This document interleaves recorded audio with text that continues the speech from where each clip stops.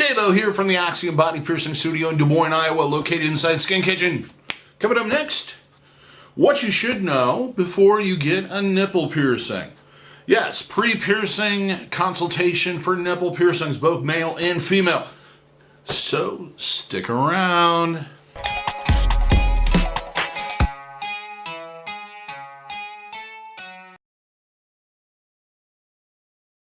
Just a little bit of a disclaimer before we get into this. I'm recording this in October of 2018.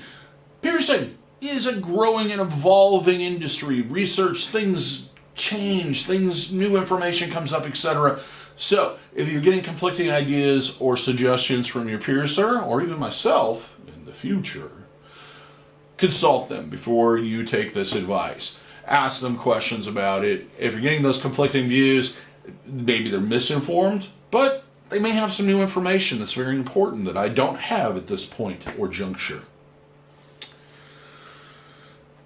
Average healing time on a nipple piercing is anywhere from 6 months to a year. They are a slow healer, during which time you're going to be doing hot soaks with warm water and sea salt twice daily for 10 minutes. Cleaning it twice a day in the shower using a mild antibacterial liquid soap. Also, cross-contamination prevention, common sense things. Washing your hands before you handle it, no oral contact, no exchanging bodily fluids on or around the piercing until it heals. Keeping your environment clean, clothing, bedding, towels, not submerging the piercing in bodies of water you cannot control the quality of, which is everything but your own clean bathtub. Also, you want to keep pets away from it. Don't let them sleep in the bed with you. They're just going to drag all the contaminants they picked up all day right into your clean linen. Clothing. With female clients, I generally suggest wearing something that has even support. Everybody's shaped differently, everybody has different body types, but most people, the majority of the women that I've pierced over the years have told me wearing a sports bra, men's A-shirt, or tank top is best or most comfortable during that first couple weeks, especially when you're sleeping, because you're going to jostle around a lot in your sleep, and you don't really realize that until you've got something that's kind of painful and it gets bumped against the bed. Never, male or female, sleep on the piercing. Try to sleep on your side or your back. It's one of the reasons why I hate healing piercings out. Is because I like to sleep on my stomach. There's just something about it. Even after the piercing heals, you may find it uncomfortable to sleep on the piercings at night. With males, try to avoid clothing that's constrictive, abrasive, or blocks the flow of oxygen to the piercing. Things you want to consider is suspenders. Not a good idea. Things that are shirts that have pockets, avoid sticking things in it until it's completely healed and it feels comfortable. Health concerns. If you have a pre-existing health concern or issue, I would highly suggest that you consult with your piercer and with your doctor before getting a piercing. Those things would include diabetes, hemophilia, blood clotting problems, immune deficiency disorder, anything that may impair the bleeding from stopping or may cause issues later on down the road. The other thing is, if you are pregnant, I do not suggest getting the piercing done. Pregnancy, you're putting a huge strain on your body. Part of that is the strain on your immune system. You are growing a human life, and it takes a lot of work. So getting a piercing done while you're pregnant not only can create a situation where your immune deficiency is, or your immune system is depleted, but it can also create a situation where the trauma or the anxiety over getting the piercing done could cause a miscarriage. I've never seen a documented case of it, but it is a possibility. So never get pierced when you're pregnant. Medications. If you're on any type of blood thinners, or any type of heart medication, you may want to consult your doctor before getting pierced. If it's a blood thinner, you may want to talk to them about weaning you off of it for a few days to get the piercing done. However, you really want to be specific about how long it's going to take for it to get out of your system and whether or not that would be a health risk to do that. So that is definitely something you need to talk to your doctor about. Or don't get pierced. Controlled or uncontrolled substances that may impair blood clotting. That does include alcohol and other stimulants that may be legal or not legal. All of those things are going to amplify your experience. If you're nervous about getting the piercing done, it's going to make it worse. Also, it is harder for you to stay focused and still. You're not going to probably remember a lot of the information that your piercing is going to tell you about taking care of the piercing. The other problem is that your blood will not clot. So, do not do any of that before you come in. Another thing you want to be concerned about is allergic reactions. If you are allergic to providine iodine, also known as betadine, Surgilube, latex, rubbing alcohol, or the metal, you want to consult your piercer beforehand to see if there's alternatives.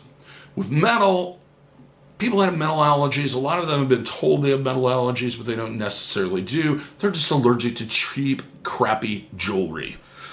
So, consult your piercer beforehand. Make sure you can pick out something that's going to work well with you, because nothing is worse than getting a brand new piercing and then starting to have an allergic reaction to it.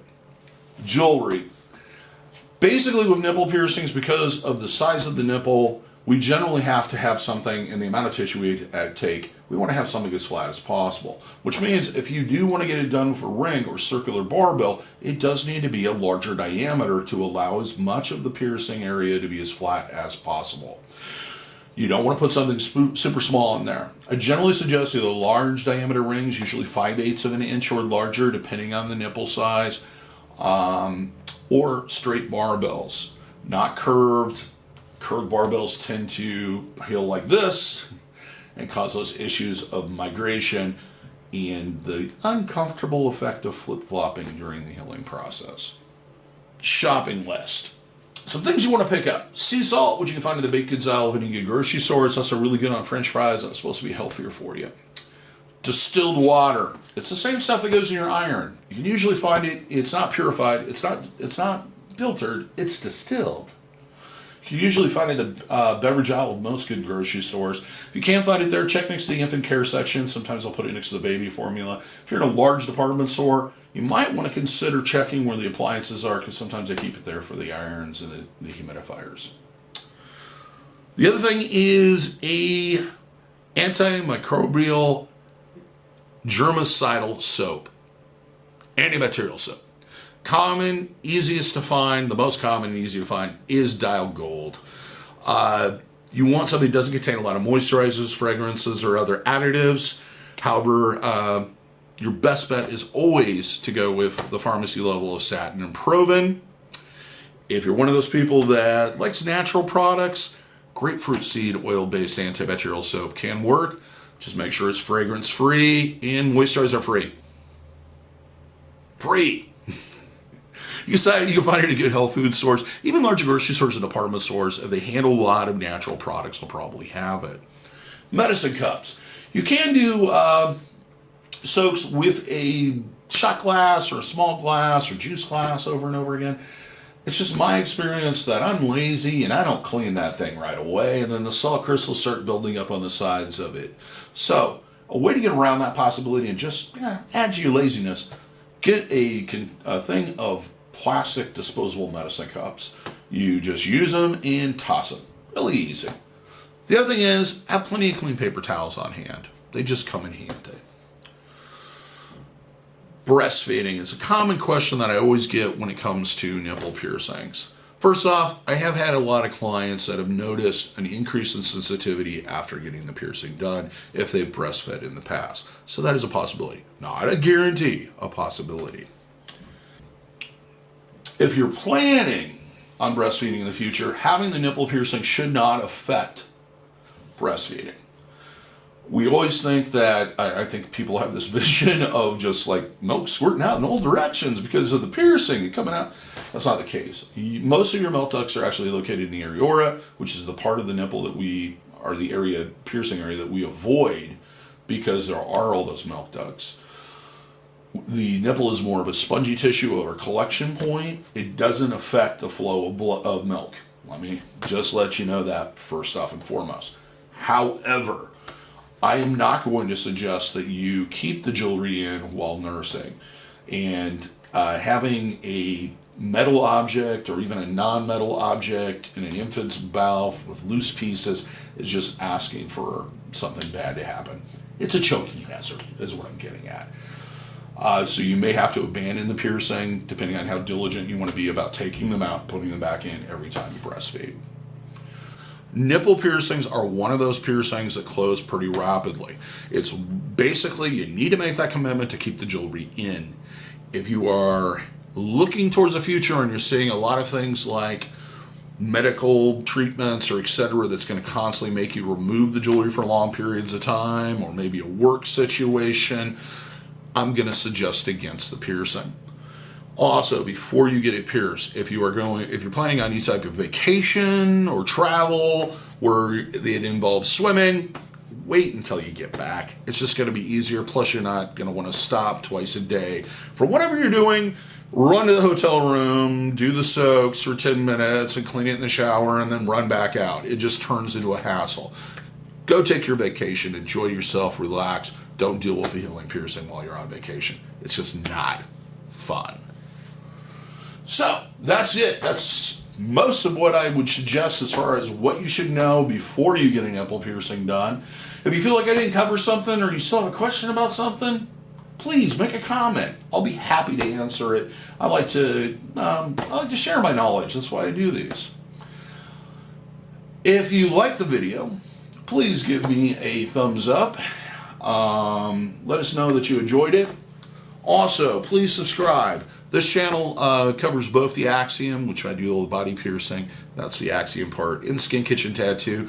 We post content relating to piercing and tattooing on a regular basis, including our weekly studio update with Tattoos of the Week, which is kind of cool because the tattooists kind of show you a tattoo and talk to you about why it's important or why they liked it. Also, my weekly news on what I've been up to, and we just started, it's going to be coming out about every 2 weeks, a question and answer, it's Q&A in the kitchen. It's a question and answer series that basically we pick a topic and talk about it and discuss it, kind of an insider's view of maybe some of those common questions that are floating around in your mind about getting pierced or tattooed. So subscribe and make sure to hit that notification bell so you get content in the future.